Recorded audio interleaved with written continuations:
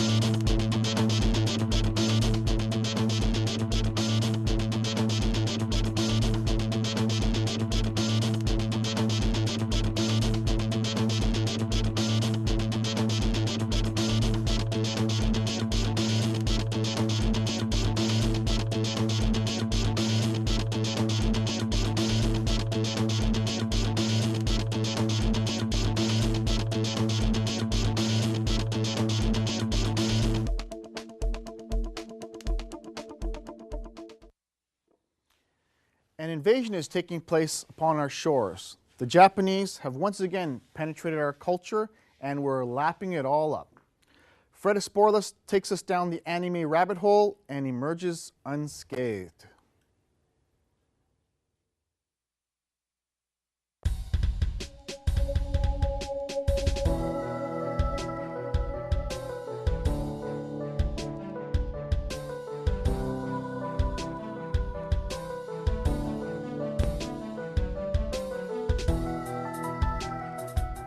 For decades, Japanese animation, or simply known as anime, has evolved into one of the most watched genres in both television and film. It has gained its own communities and brought in a cultural phenomenon not only in Asia, but also all over the world. It grew as a major cultural export during its market expansion during the 1980s and 1990s. Here in Toronto, access to anime is as extensive as it could get anywhere else. People who come to Toronto could experience and even be a part of the growing anime community.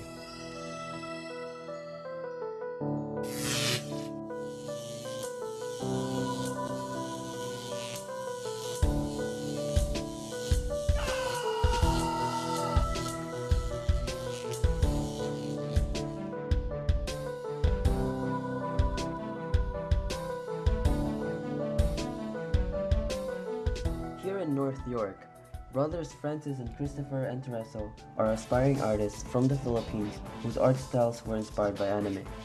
We came to Toronto about 7 years ago from the Philippines, and I was already exposed to anime back home, but it grew when I came here, just because Toronto is a mixture of different kinds of cultures, and with that, having exposure to the anime culture wasn't that all difficult. Anime was such a big thing back home in the Philippines where I first got exposed to it. As a young kid growing up in such a community, anime really plays a part in providing someone that level of maturity, good or bad, that a kid could never get in a Western style animation. What captivates me the most about anime is that it's so wide-ranged, so many categories that it touches up upon. It used to be that when you're a kid, when you think of animation or cartoons, you'd think that they're only about making you laugh, that it's about heroes that side with justice, and then fighting all the evil villains with stories and plots that, to me, I find pretty shallow compared to anime, because whereas in anime you get so much more than that, so much more seriousness and deepness with their subjects, and its categories goes from horror to comedy to romance to fantasy, and my personal favorite is the philosophical theme, which I think Western animation lacks in. in showing their stories. A typical anime art style would have exaggerated body features like big eyes, sharp pointed nose, small mouths, and a slim body type. But I like the type that are more realistic in look, and that's what I try to incorporate in my art style because it uses the same basic methods in drawing anime or the style. Uses the same techniques, but it tries to achieve more realistic results. The art style of anime is easy to learn compared to other forms of art. So starting with that and moving on to other styles is actually a great way to learn how to draw. Jonathan Pinsan is an avid anime enthusiast who helps promote the anime culture in Scarborough, east of Toronto. He talks about Toronto's role in providing and exposing anime to its diverse communities. Well, Toronto I think, has a very high exposure. First of all, since we have Chinatown close by, which is the number one deliverer of anime here in Toronto, which is in Spadina, and there also is a Pacific Mall up in Markham and other places as well. And also these places are also tourist attractions, which also brings a lot of the locals as well into the community, into those locations, so they can get exposure into the anime industry. Ever since Avatar came out a few years ago, the Western style of animation has evolved towards the Japanese style of animation. So I think they're getting close to almost becoming similar to their art style, especially. So I think that's one thing how I would compare both the two. There's a lot of influence coming from Japan. Oh yeah, definitely, yeah. Anime has also served as a tool for those who want to learn more about the Japanese culture. Okay, so the interest of Japanese culture here in Toronto ranges from people who wanted to learn more about anime, wanted to go and take some martial arts lessons from Budo to karate and kendo, and others simply go to a few institutions here and there which are related to Japan, such as the Japan Foundation or the Japanese Canadian Cultural Center, and they try to get knowledge about Japan through those institutions. Yeah, I did watch a lot of anime shows before, and I thought that really helped me in understanding a bit of not the traditional culture of Japan, but the pop culture of Japan. Well, I think anime conventions help out in promoting the industry as a whole to everyone who's around it, and even the ones who aren't even aware about anime. It helps them to know more about the artists, the shows, the characters which is involved in the shows, and even music, which personally which I got into the most about anime. So I think conventions really help out in bringing people around, even to socialize with each other, with other anime fans out there. Toronto holds some of the biggest anime conventions that are held in North America. It invites guests that ranges from original voice actors, local manga and anime artists, and all the way to Japanese rock bands. But an anime convention isn't complete without its otaku. In English, hardcore anime fans. Agito and Akito. And which anime are you guys from? Air Gear. Adele. Adele from? Disgaea 2. By Nippon Ichi Software. I've been going to like every Toronto con since, so I'm like hardcore fan. Kurosaki Ichigo. Greed. Well, my anime character is from Bleach, main character, and he's from Full Metal Alchemist. Yeah, I'm from Fullmetal Alchemist. It was actually one of the first animes I started watching, and I really got into the character. I thought he was pretty cool. Alright, I'm Yuna from Final Fantasy X2 in her songstress Dress Sphere. I'm Titus from Final Fantasy X and X2, and I'm just in my regular garbs. doing what I do. Reno from Final Fantasy VII. When I was a kid, I was watching Astro Boy on TV, the colored Astro Boy in 1983. At the time, didn't know it was anime. Didn't know what anime was. In early 90s, started watching Sailor Moon on TV. Kind of knew now that it was kind of different, you know, Japanese style.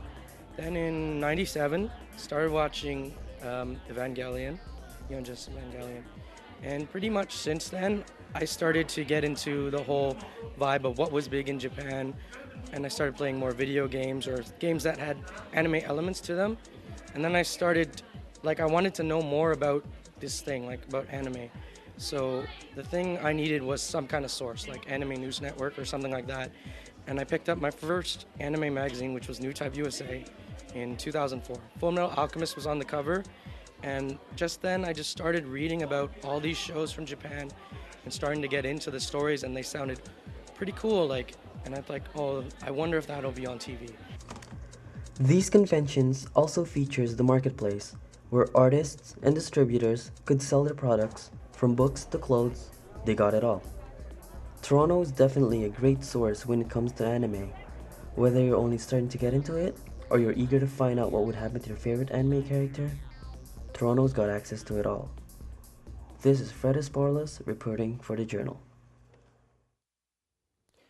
Yep, we'll take this continent one nerd at a time. But we do have more than just anime to offer. Sushi is one of the healthiest things you can eat, but it definitely isn't the only one. Jeff Pike shows us some other ways to eat healthily.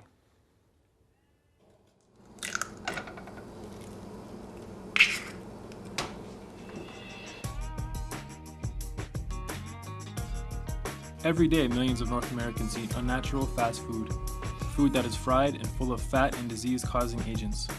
Some people choose to eat fast food every day. Some people choose healthy alternatives.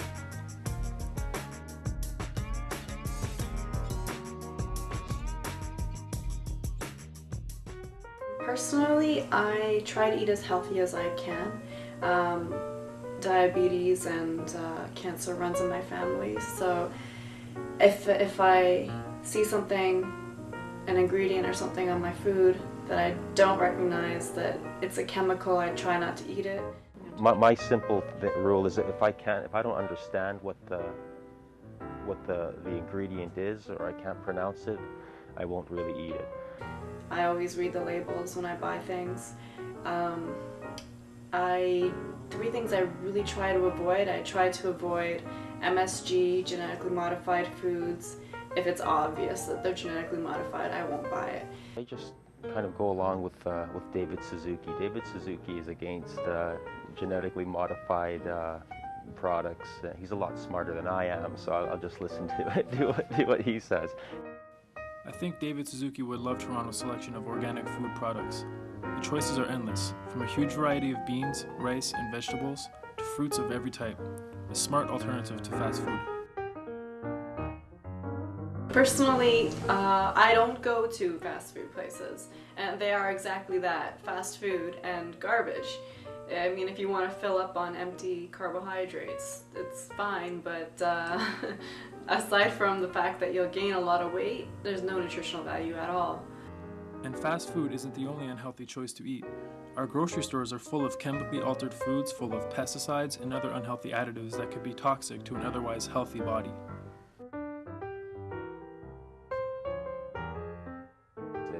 We still don't know how, say changing that tomato to make it look bigger and better and fresher, how it's going to affect us in the long term. Because for things like peanuts, I mean, 30 years ago, hardly anybody was allergic to peanuts. Now almost, they don't let it in schools anymore. So things are changing like that. Organic food stores in the GTA offer almost any type of food in its purest form. They also offer alternatives to fatty, unhealthy drinks, jams, and canned goods.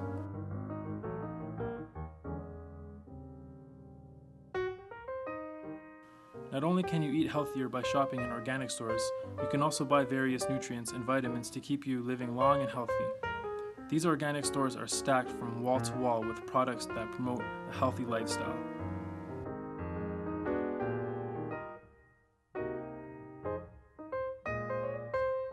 A lot of this stuff, we don't know how they affect us in long term, and I just, if it's not natural, I don't want it in my body. Simple. Organic food stores are in abundance across the GTA. It is very easy to find one near you.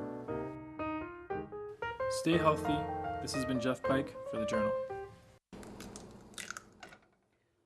You can always change your diet, but sometimes it's hard to change instinctual behavior. For the families in the following segment, attention deficit disorder is a daily struggle. Shannon Casanova reports on dealing with children that have been diagnosed with this disorder.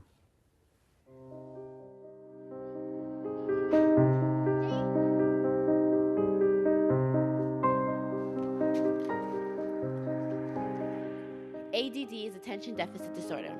Approximately 5 to 9% of school-aged children have some form of ADHD. This disorder does not only affect the children themselves, but also the families that have to learn how to cope with them. John Sherman is a life coach who specializes in dealing with people who have ADD. It's ADHD is attention deficit and hyperactivity disorder. So it's attention deficit is a focus problem. The classic hyperactivity is he's always on the go, always running, always moving. Can't pay attention, can't focus, can't sit still. Shalene is the mother of a 7-year-old boy named Tristan who hasn't been diagnosed with ADD. However, he exhibits characteristics of having the disorder. When I initially brought him for testing, I just wanted them to assess him to find out if there was something medically wrong as to why he was behaving the way he was behaving. Michelle has an 11-year-old son who has ADD, and she speaks about how it is living with a child that has to be taking medication. My friend would call, he'd answer the phone, "Hi, you want to speak to my mommy?" Okay. He put the phone down to go get me, and I would never get that phone call. And it's happened on numerous times. So it's like those kind of things, you know, or like the inability to sit at the dinner table. We're all eating, but he has to get up and check the TV, or he'll get up and just wander around and then make his way back, you know, or losing school books, materials. Like beginning of school year, I buy everything brand new, pencil case, everything, put it in the bag. By the first week, there's nothing to be found. The daycare, just before they kicked him out, the issues that they brought up to me, just tend to swear and misbehave and things like that in the daycare setting.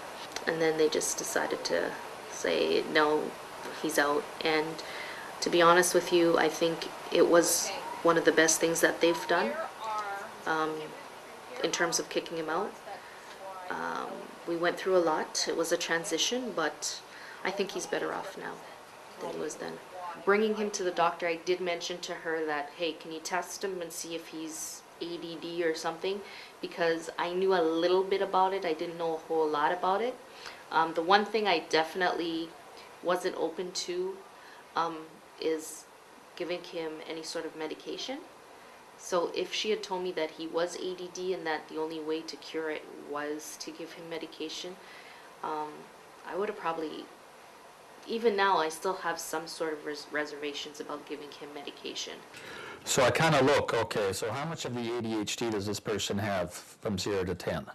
And we use our assessments, and of course, the higher the assessment, the more positive the signs, the higher the degree of the symptom. The treatment, it depends on the degree. Earlier, your question, how intense?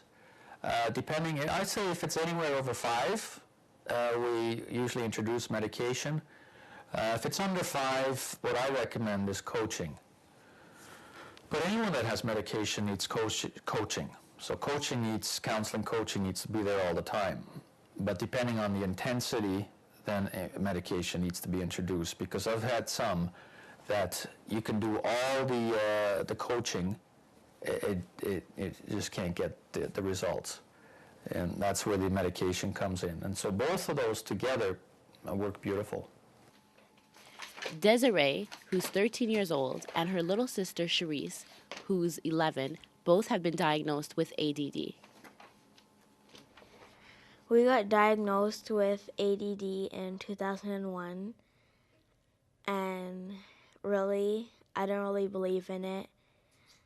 I don't know a lot about it. When I had to go get tested, I was kind of nervous because I didn't know what was going to happen. And then when my teacher announced it to like the whole class, I wanted to like punch her because it was like annoying and embarrassing. And then some people laughed at me. Most of the time I take my medication, not like my sister who never does. It just kind of tastes weird, so I don't like taking it. It really does help. It helps us focus and we're able to pay more attention and stuff. I can say that he can be a very charming young man.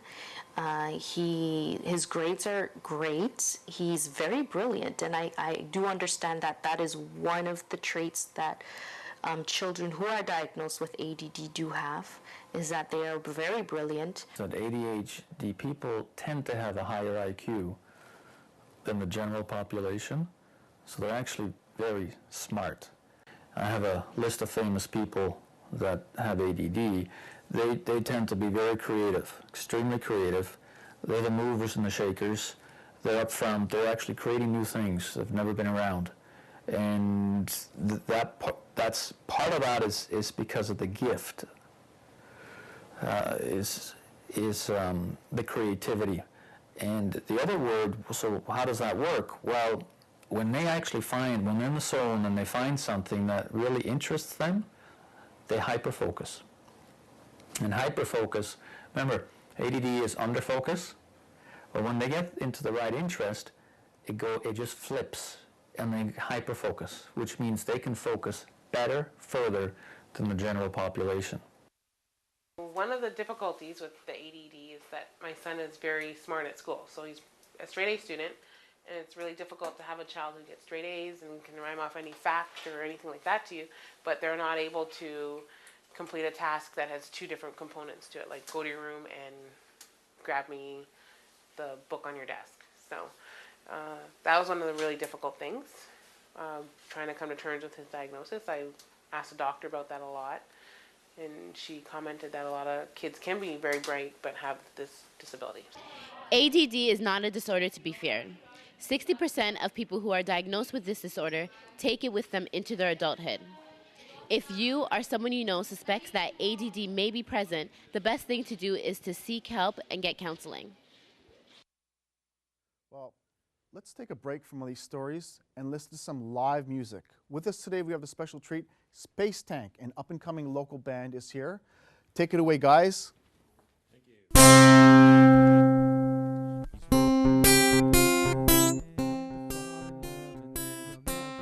Come back home, debating his will to live, and then he'll never come back home.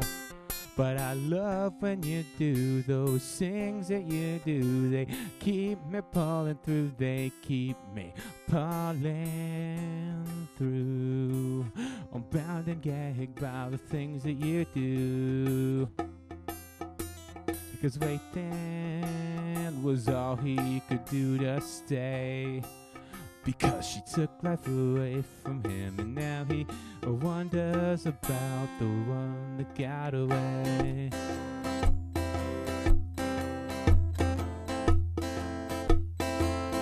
Every day.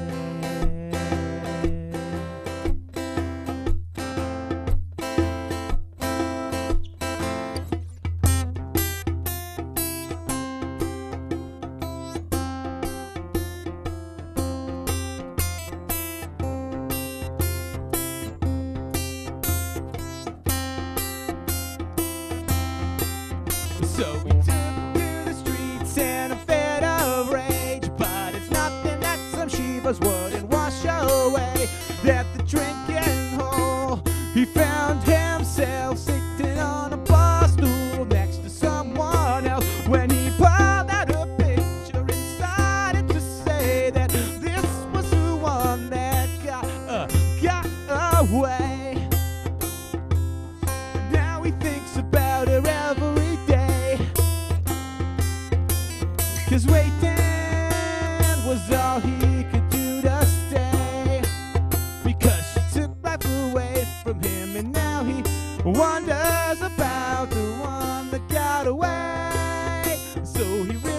a picture and he found the closest to a grade. And then he flushed it away, and then the next day he forget.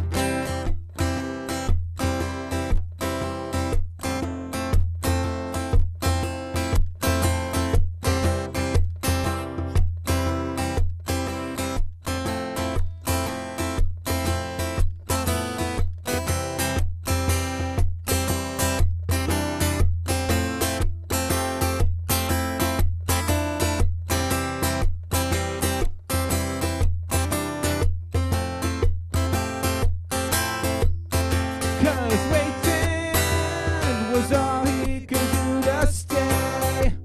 Because she took life away from him, and now he wonders about the one that got away. So he ripped up her picture and he found the closest to a grave.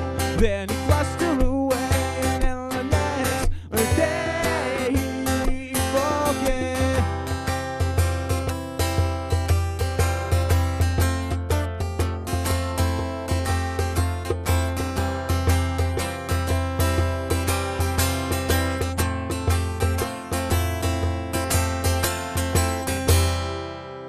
Thank you.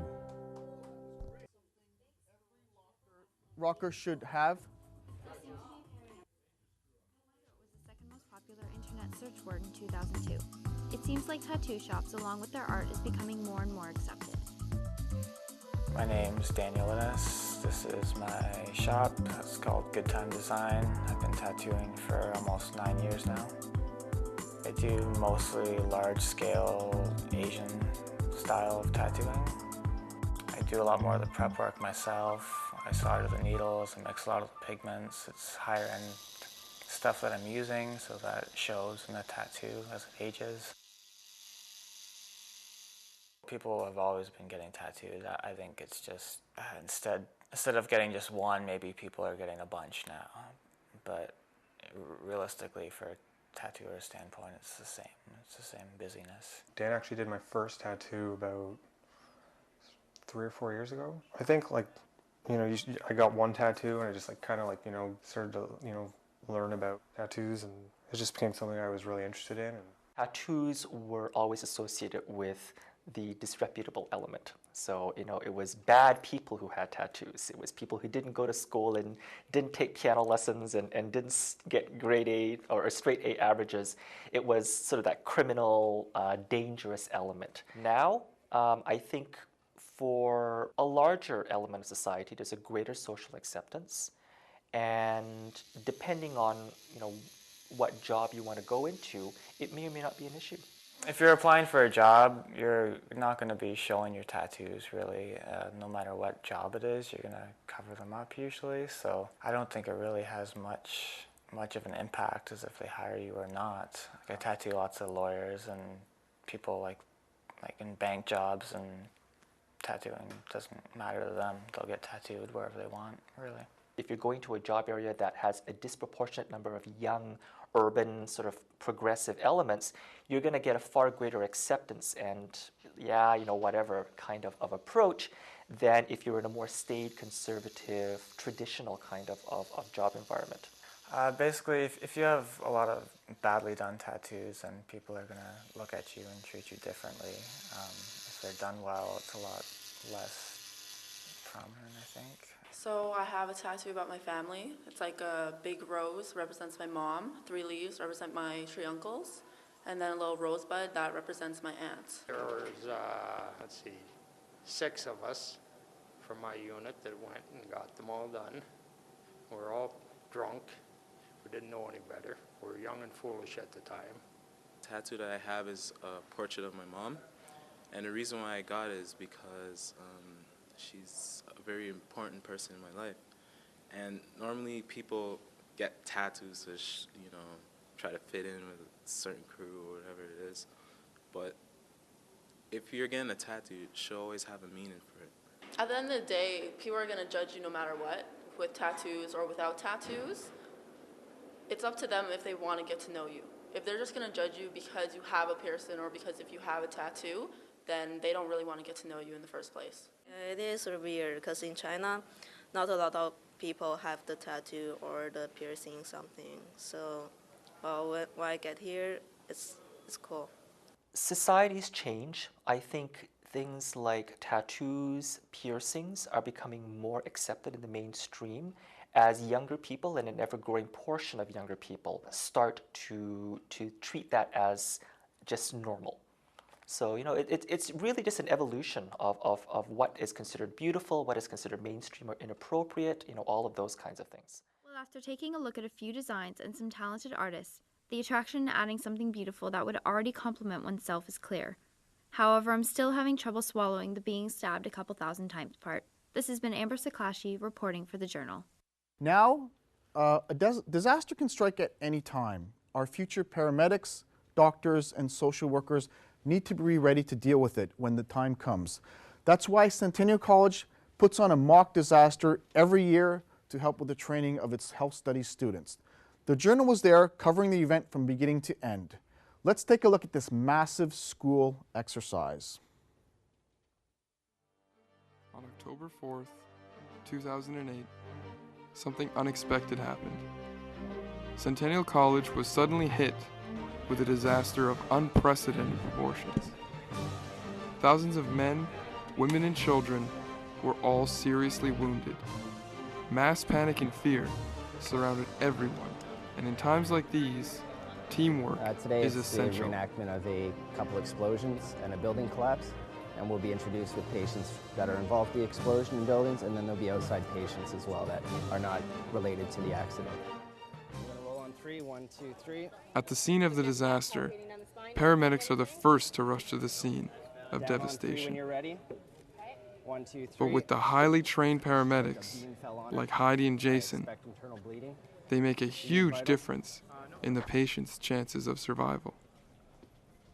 Hi guys, what do you got? Sorry, I didn't get much on there. I got a 23-year-old female, decreased LOA. She had a beam fall on her, so we've got abdo tenderness and flank pain. She is. Okay, so beam fell on her where? Right on her right flank. Okay. She got tender abdomen, and she got hypotension at 90 systolic, and heart rate of 122. Okay. Normal sinus rhythm on the monitor. Okay. And Yeah. Take another BP if you can, please. I'll take heart rate. I got heart rate. Take BP. I'm Dr. Raji. I'm How you doing, on the Khalid? visit here. All right. In this area. Can you tell me what's going on? I have a Anna here. A beam fell on A beam fell on her right flank. 23-year-old female, no past history, no allergies, no meds. Hypotensive, systolic 90, heart rate 122. Okay. And decreased LOA. She knows where she is, but she's not responding immediately. Her eyes were closed upon assessment, and she's since come to. She's responding to voice. She is responding to voice. Do you have lines? Pardon me? Do you have lines? What's that? Sorry. IV lines? No, I'm sorry, not qualified for that. Possible internal bleeding, distended abdomen. She had a beam fall on her right flank. Okay. Decreased LOA, hypotensive at 90 systolic, Okay. tachycardic at 122. She's satting at 100 on NRB, 15 liters. Distended abdomen. GCS? 14. What's the vitals? Vitals are One tachycardic at 122 and hypotensive at 90 systolic. Okay, all right. Did any IV access at all? They put two lines in already. Lines running at all? Or? We didn't. We're not qualified. They had a nurse come and do it, then they left. All right. Guys, she's not responding as well. She's not responding as well. What's her pulse? Pulse is still at 90 and heart rate of 122.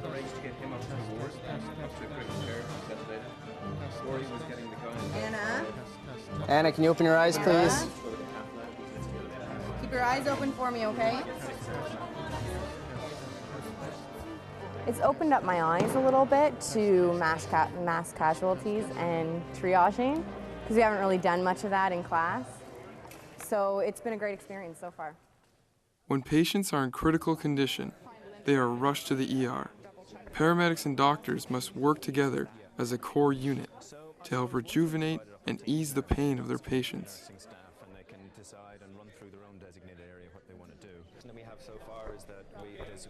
Doctors like Fergal help with this transition to the emergency room. there's rumours that it's a school as well, so we could anticipate Yeah. some pediatric That's, that's all I need. Yes, because she's not going to get any, and he's moved. Is he still alive, or He's good. He's going to the OR. He's going to the OR. Yes, the 2 units of O-neg for this chap. Thank you. Is he taken? And he's priority. He's going to the OR, so he's now priority 1 for the OR. Testing. 1, 2, 3. Testing. 1. That's him. Well, let's see. Update them then. Yeah. Pediatric 6, they're just crashing. Okay, so. Okay. Well, Bandar is there. So that patient died. We're moving this kid who became unstable with the distended belly, who's just got a ticket to go to the OR, but we've just lost output. So I think we should just see how we go with him. The BSA, we need permission from to the morgue. Oh yeah. Okay. Well, let's get Tarek to do that. Yeah. So the one that died goes to the morgue. Sim man goes to the morgue. Yeah. Anybody else need to go anywhere? He's going to the morgue. He's going to the OR. I got that arranged. Exactly. Perfect. We'll just stabilise him for a minute and try and get an 3A, and she's going to write it on the board. Okay. 3A. He's unstable. It's difficult because there's no beds in the hospital, so we're doing our best to clear as many beds and open as many new beds as we can here. But it comes down to staffing issues. So if we don't have the staff to look after these beds and manage the patients safely, well then, it's not the safest thing for patients to be able to do that. So it's, I suppose, the biggest problem with a situation like this is bed management problems. So we're doing our best and with the limited staff. An explosion happened and all these glass Testing. cuts. 1, I got cut 2, with glass, 3. and yeah, we were just scared, anxious. And yeah, it took a while though for us to get noticed. I guess it was really busy. 2, 3. I think it was, I guess, it's, what is it? Test. It was really busy. Yeah, we did get help. Like, they did look after us, and the nurses were really nice. Yeah, they were good to us. Yeah. They did whatever they could as soon as they can, but I know that a lot of other people that were more serious. Test. She's awake. Test. You can't feel what I feel. You can't feel what I'm feeling. It really Test. After a horrific tragedy such as this, victims and the people close to them tend to be very unstable and go through different stages of withdrawal and depression. Joan, a social worker, makes the transition easier with a program she runs called FISC, or the Family Information Support Center. Way more than you think you do. Way more. You give us your name, then we're going to have somebody take down their description. Say, I'm a social worker here in the Family Information and Support Center. What brings you here? Are you looking for someone? Okay, what does that, what do we have to put on the form? We don't understand why we have to fill this out. So, the form actually has information for wearing today. I don't remember. Do you remember what she was wearing? Really? What's happening? Come, okay, I'm going. Now, they came to visit her, but they're not allowed into the emergency department because of the thing that's happened. Yeah. So they don't know what's going on with her. Okay, so touch base with her. So yeah, go see what's going on with that, and those are the. He's my mother. She's 98 years old.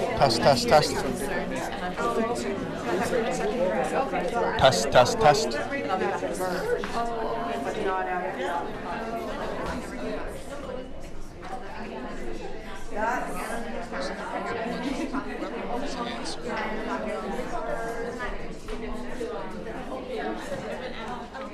In the emerge or in the inpatient? He's an inpatient right now.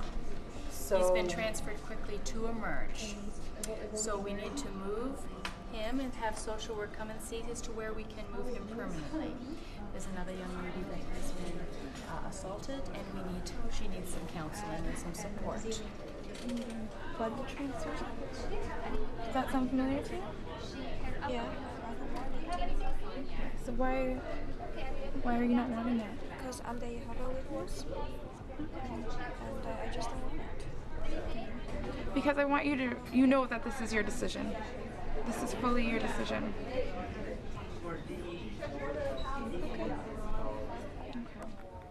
So is there... Catastrophes happen all over the world. important in your life And teamwork is the only means to hold some type of sanity together in such dire times. People like Fergal, Heidi, Jason, and Joan are all key individuals in making moments like these possible. And we're back with Space Tank, who performed their great song Sewer Grate just a little earlier. Can I just get you guys to give introductions, please? Yes, my name is Bobby Robinson. I am percussion/drummer. I'm Jesse Robinson, no relation. No, I'm just kidding. I'm a singer and guitar player. I'm Keith, the bass guy.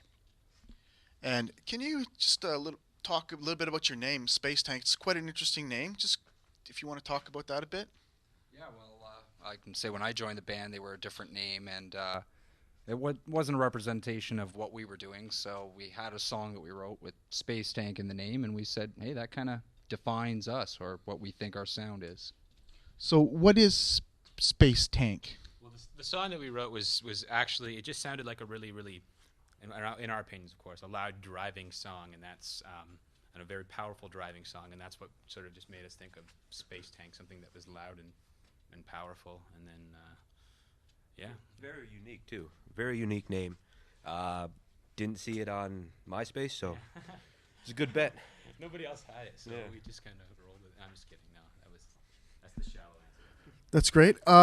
Your song that you performed, Sewer Grate, I was listening to the lyrics. Interesting lyrics. Can you talk a little bit about that? We have a hard enough time getting this guy to play the song for that very reason, so I don't even know if we're allowed to talk about it, really. It's up to this guy. It's about a girl, okay, and yeah, it's and an iffy period of my life, and I think that's about it. I'm not going to drop any names though, so yeah. So we won't go there. It seems to be kind of deeply personal. Your music. I understand originally you performed with electric and a full drum kit and electric bass. Can you tell us how you would sound live if you were in a non-acoustic with non-acoustic instruments? Very powerful, very driving, simple but very driving bass, kick drum, great singing.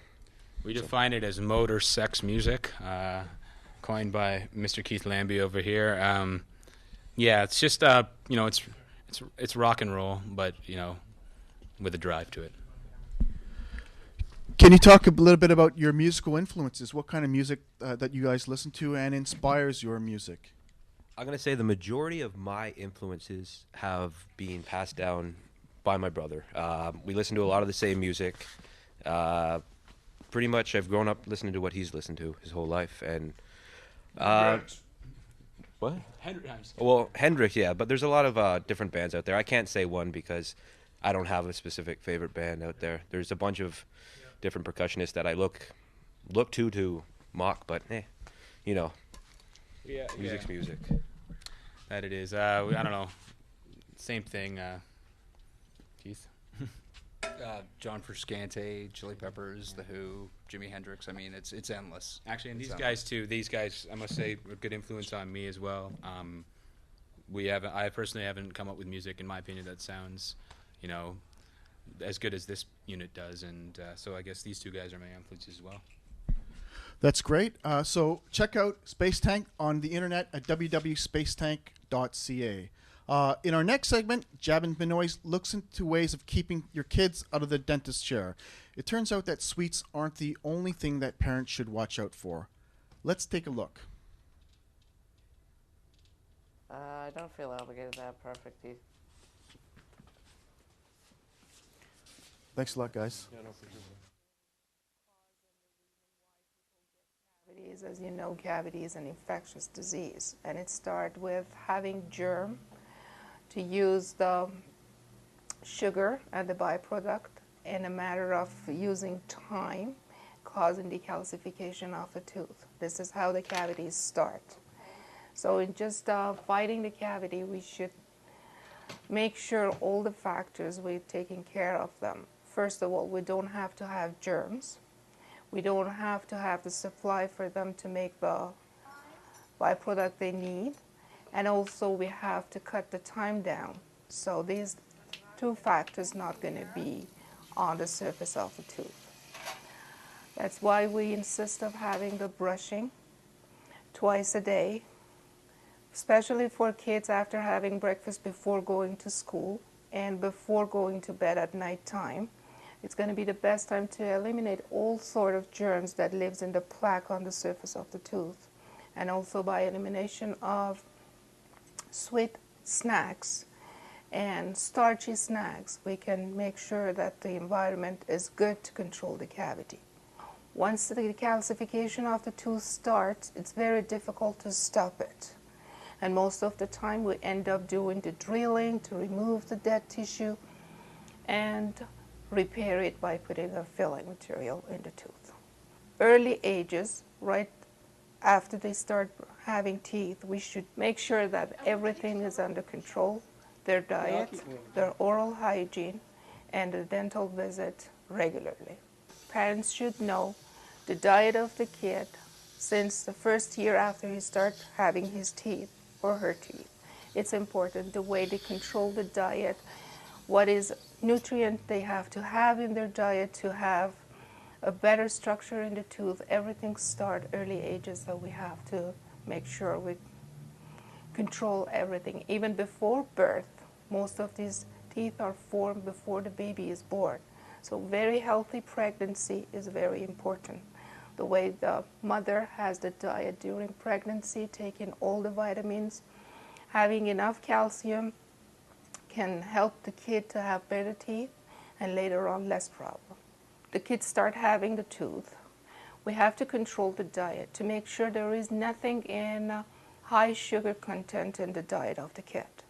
All these juices, everything sweet snack, anything that can cause cavity because of providing the component for the germs to start the cavity formation should be eliminated or to be used under control. Oral hygiene is something the parent can start as soon as the first tooth start erupting.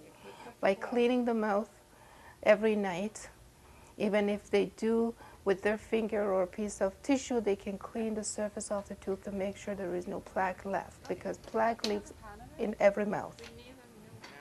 And once the kid is a little bit older, at around, usually we call it 6 months after having the first tooth, depending on the age of the kid that can just be a little bit more cooperative in the office, we start doing a regular checkup. And we can check everything to make sure everything's under control, the oral hygiene at home, plus the diet and regular dental checkup in the office. All together can provide a better dental health for kids. You can use the tissue over there. As this is our last episode this season, we'd just like to thank you for tuning in.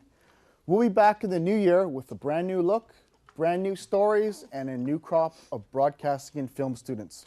From all of us, we wish you a happy and safe holiday and wish you and your family the best.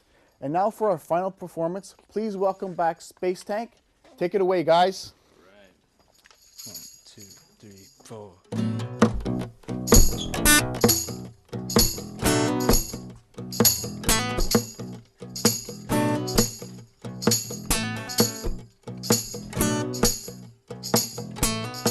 Well, I grew up in a two-star town just south of the border due north of here, where my name was a number and my fate was just a number and the number was too high. Yeah, I can't even count past 3.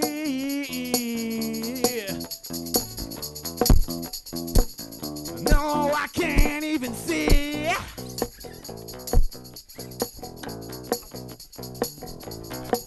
But I chose my cold in the middle of a getaway, and I spoke my mind in the middle of a getaway.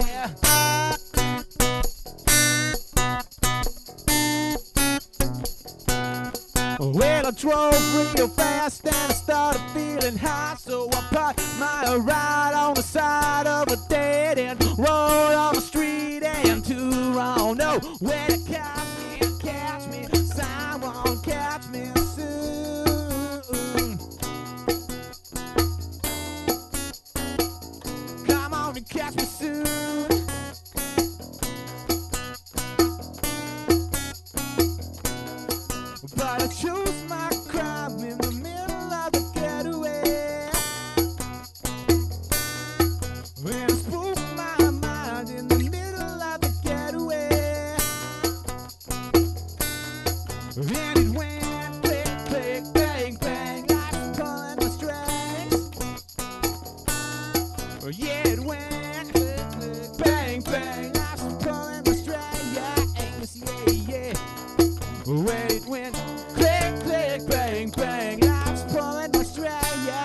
angus, yeah, yeah. When it went click, click, bang, bang, life's pulling my string.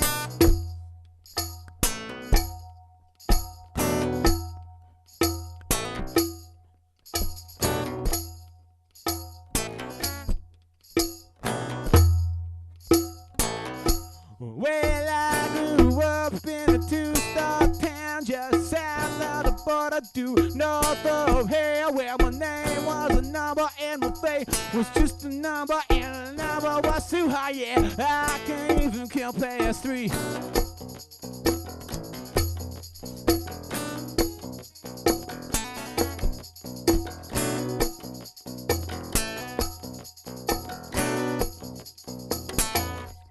But I chose my crime in the middle of the getaway,